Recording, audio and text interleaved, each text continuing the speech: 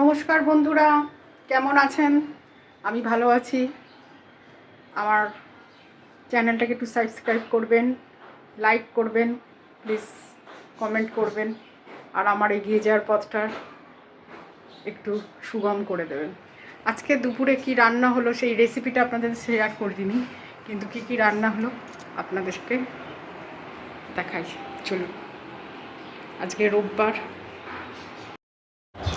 আজকে দুপুরের লাঞ্চে আমাদের এই রান্না হয়েছে, এই যে মুড়ো দিয়ে ডাল, ভেটকি মাছের ঝাল, আলু ভাজা আর আম এই সময় সবার বাড়িতেই আছে, অতীব ঘরোয়া খাওয়া দাওয়া। আজকে এইটুকুনি বন্ধুরা, আজকে কোনো ব্লগ করিনি।